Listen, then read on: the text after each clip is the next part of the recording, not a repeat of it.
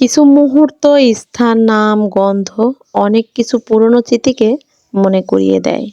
পৃথিবীর সব দুঃখগুলোকে এক জায়গায় জড়ো করলে দেখা যাবে সব দুঃখগুলোর মধ্যে না পাওয়ার আকাঙ্ক্ষায় লুকিয়ে রয়েছে। আসলে মানুষের মনটা বড়ই অদ্ভুত। কেউ কাঁদে একটুখানি সুখের আশায়, আবার কেউ একা সুখ পেয়েও হারিয়ে ফেলে অবহেলায়।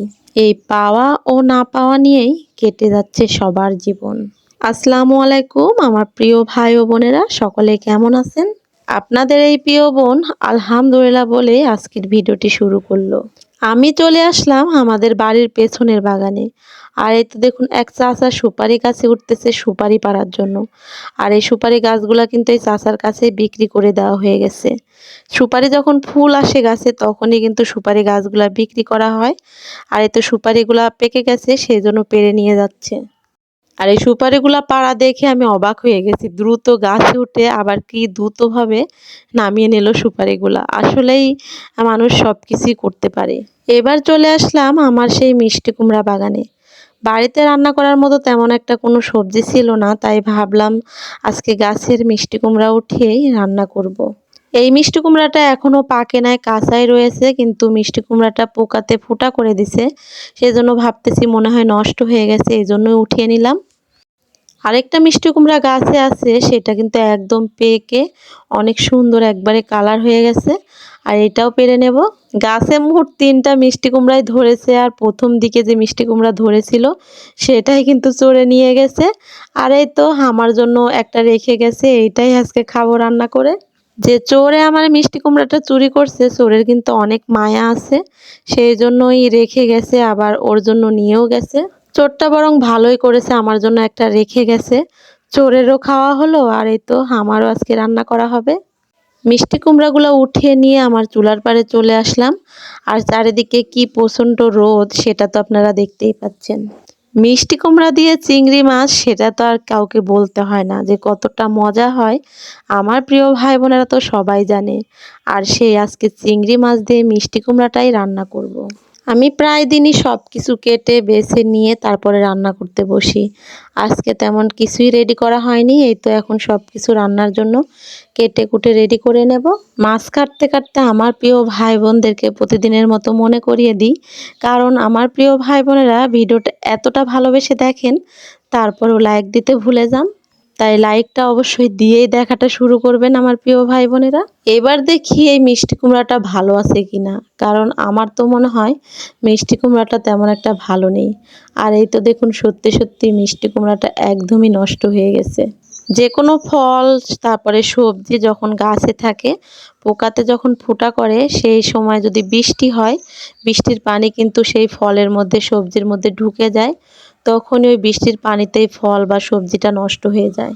আর এই তো দেখুন, এই মিষ্টি কুমড়াটা কত সুন্দর কালারটা দেখেই মনে হচ্ছে রান্না করলে অনেক মজা হবে খেতে।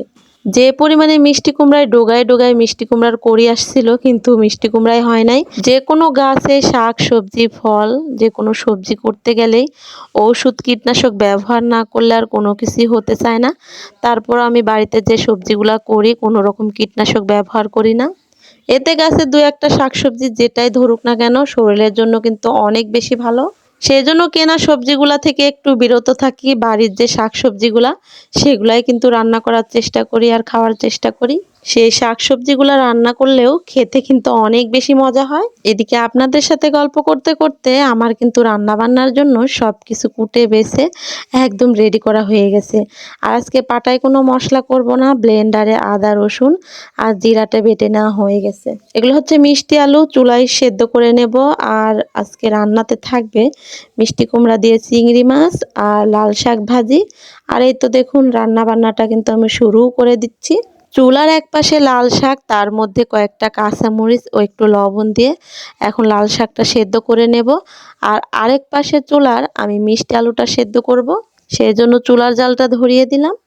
মাটির চুলায় রান্না করলে কতটা চুলায় যে আগুনের তাপ লাগে সেটা কিন্তু অনেকেই জানেন। তারপরও আমার রান্নাটা করতে ভালো লাগে। আর যখন আমার চুলার পাড়ে রান্না করি আর আশেপাশে পাখির কিচিমিচি ডাক, তারপরে বাহিরের পরিবেশটা, সেটা আমার মন জুড়িয়ে যায়।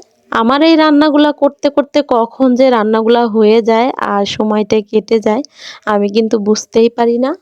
চুলার জালটা ধরিয়ে দিয়ে এই তো আমি আবার ছাগলের কাছে আসলাম। ছাগলের মাথায় কিন্তু পাতিলটা ঢুকে গেছিল, সেটাও বের করে দিলাম। আর ছাগলের এতটা তৃষ্ণা লেগেছে সেজন্য পানি দিলাম খেতে। মাটির চুলায় রান্না করতে করতে সেরকমভাবে কিন্তু বাহিরের কাজ কামগুলা করা যায় না, কারণ মাটির চুলায় সব সময় জাল দেওয়া লাগে। আজকে যেহেতু লাকড়ি ধরাই দিছি সেই জন্য একটু উঠা বসা যাচ্ছে। আর এই তো শাকটা আবারও নাড়াচাড়া করে দিচ্ছি এসে। ওদিকে রাস্তায় আবার এই তো আমাদের এক চাচা তরমুজ নিয়ে আসছে, সেটাই আমার মা কিনতেছে আর বলতেছে তরমুজগুলা কিন্তু অনেক বেশি ভালো।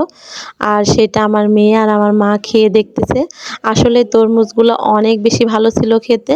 সেই জন্য এই তো 2টা তরমুজ আমার মা নিয়ে নিল এখান থেকে।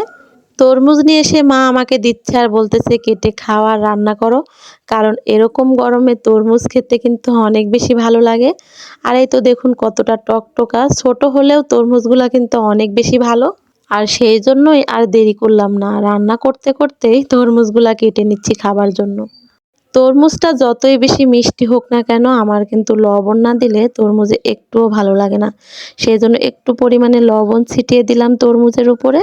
ওদিকে আমার হাসান ও সাকিন 2টা ছেলে কিন্তু বাইরে খেলাধুলা করতেছিল, আর তরমুজের কথা শুনেই দৌড় দিছে খাবার জন্য।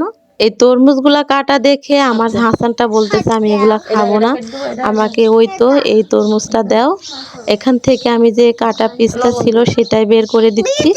এখন বলতেছে আমাকে এই তো বিচিগুলা বের করে দাও। ও আবার বিচি খেতে চায় না, বিচিগুলা মুখে বাঁধলে কিন্তু ফেলে দেয় তরমুজটা। হাসানের তরমুজ অনেক বেশি পছন্দ, কিন্তু তরমুজের বিচিগুলার জন্য কিন্তু ও বেশি খেতে পারে না। এইভাবে তরমুজের বীজগুলা বেছে বেছে তারপরে ওকে দিতে হয়। এই তো বসে বসে খাচ্ছে এখন। আমার যে ভিডিওগুলো আগে দেখতেন, হাসানটা কিন্তু সবসময় আমার রান্নাঘরের পাশে পাশেই থাকতো। আমি রান্না করতাম আর পাশে বসে থাকতো বা খেলা করতো। এখন তেমন একটা আমার কাছে থাকে না, ও একটু বাহিরে খেলাধুলাই বেশি করে। আর আমাদের গ্রামের বাচ্চারা এরকম খোলামেলা পরিবেশেই কিন্তু খেলাধুলা করতে পছন্দ করে, ঘরে তেমন থাকতে চায় না। আমার বাচ্চারাও সেরকমই, ঠিক তেমনই বাহিরেই থাকে বেশি, বাহিরেই খেলাধুলা করে সব সময়। আমি বসে বসে তরমুজগুলা খাচ্ছি আর এই তো রান্না করতেছি, আর গরমে তরমুজ খেতে ভালোই লাগতেছিল। আর তরমুজটা এত বেশি মিষ্টি ছিল আসলে আপনাদেরকে বলে বোঝাতে পারবো না। শাকটা বাগার দেওয়ার পরে এই তো এখন আমি রান্না করে নেব সেই আমার মিষ্টি কুমড়াটা। এখন মিষ্টি কুমড়াটা রান্নার জন্য চুলার উপরে তেল দিয়ে তার মধ্যে 2টা তেজপাতা, কাঁচা মরিচ, পাকা মরিচ, 2টা শুকনা মরিচ, রসুন, পেঁয়াজ এখন তেলে ভেজে নিচ্ছি। মাটির চুলার রান্নাগুলা যেমন খেতে মজা লাগে তেমন কিন্তু কষ্টও লাগে। আর এই তো একবার নিভে গেলে ধোঁয়া হয় আর ধোঁয়াগুলো একদম চোখে যায়, সেটা কিন্তু অনেক বড় কষ্টের ব্যাপার। তারপরেও আমাদের মতো গ্রামের গৃহিণীদের এই কষ্টটা কিন্তু কষ্ট না, কষ্টটাকে হাসি মুখে যখন মেনে নিয়ে পরিবারের মুখে হাসি ফুটাতে পারে, পরিবারের মানুষগুলা খেয়ে তৃপ্তি পায়, পরিবারের মানুষগুলা সুস্থ থাকে, ভালো থাকে, সেটাতে আমাদের আনন্দ, সেটাতে আমরা সুখ খুঁজে পাই। চুলার উপরের পেঁয়াজ, মরিচ, রসুনটা একটু তেলের মধ্যে ভেজে নিয়ে আমি চিংড়ি মাছগুলাও ভেজে নিলাম। এরপরে আদা রসুনটাও একটু ভালোভাবে ভেজে নিয়ে এখন অল্প পরিমাণে পানি দিয়ে চিংড়ি মাছের সঙ্গে মশলাটাকে কষিয়ে নেব। কষানো হয়ে গেলে তারপরে দিয়ে দিলাম মিষ্টি কুমড়াগুলা। মিষ্টি কুমড়া দিয়ে চিংড়ি মাছটা কে কীভাবে রান্না করে খান আমি জানি না, কিন্তু আমার মতো করে আমি রান্না করলাম। আর পুরো ভিডিওটি দেখে আমাকে জানাবেন অবশ্যই আজকের মিষ্টি কুমড়া রান্নাটা কেমন হলো। ওই পাশের চুলাও মিষ্টি আলুটাও সেদ্ধ হয়ে গেছে, আর মিষ্টি আলুটা সেদ্ধ করার সময় আমি অল্প পরিমাণে লবণ দিছি আর পানির পরিমাণ বেশি দিই নাই, কারণ মিষ্টি আলুতে যদি পানিটা বেশি থাকে সেই আলুটা সেদ্ধ করলে কিন্তু ভালো লাগে না। একদম পানিটা শুকিয়ে সেদ্ধ করে নিলাম। মিষ্টি কুমড়াটা সেদ্ধ হতে বেশি দেরি লাগলো না, এই তো দেখুন কতটা সুন্দর সেদ্ধ হয়ে গেছে। খুবই তাড়াতাড়ি রান্নাটা করা হয়ে গেল, আসলে বাড়ির মিষ্টি কুমড়া তো সেজন্য খুবই তাড়াতাড়ি সেদ্ধ হয়ে গেছে। আর এই তো দেখুন আমি প্লেটে বেড়ে নিচ্ছি, আর কালারটা কতটা লোভনীয় হয়েছে, অবশ্য খেতেও কিন্তু দারুণ লাগবে। মিষ্টি আলুগুলো খুব ভালোভাবে সেদ্ধ হয়ে গেছে আর খেতেও ভালোই লাগতেছিল।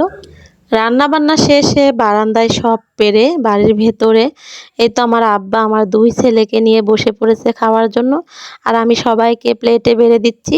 আর আমার হাসানটাও কিন্তু অনেক বেশি খুশি চিংড়ি মাছগুলা দেখে, ওকেও দিচ্ছি চিংড়ি মাছ উঠিয়ে। বাচ্চারা কিন্তু এমনিতে খেতে চায় না, আবার সবার সঙ্গে বসলে যে দুই একটা খায়, ওতেই কিন্তু মায়েদের অনেক বেশি শান্তি। অনেকেই মিষ্টি কুমড়া রান্নার সময় একটু চিনি ব্যবহার করে মিষ্টি হওয়ার জন্য, কিন্তু মিষ্টি কুমড়া আসলে আমাদের যে বাড়িতে হয় সেগুলো কিন্তু এমনিতেই মিষ্টি লাগে। আর মিষ্টি কুমড়াটা আমি সবসময় একটু ঝাল ঝালভাবে রান্না করি, কারণ মিষ্টি কুমড়া তো এমনিতেই মিষ্টি, আর সেই সাথে যদি একটু ঝালের পরিমাণটা বেশি হয় তাহলে খেতে আরও বেশি ভালো লাগে। আমার হাসান সাকিন ও নানার সঙ্গে বসে থেকে এভাবে খেতে পছন্দ করে, আর ওদের খাওয়া দেখে আমারও অনেকটা ভালো লাগতেছিল। সবাই আমার পরিবারের জন্য দোয়া করবেন, আমার পরিবারটা যেন সবসময় এরকমই থাকে। আর আপনাদের জন্য দোয়া করতেছি, সবাই সুস্থ থাকবেন, ভালো থাকবেন। আসসালামু আলাইকুম, আল্লাহ হাফেজ।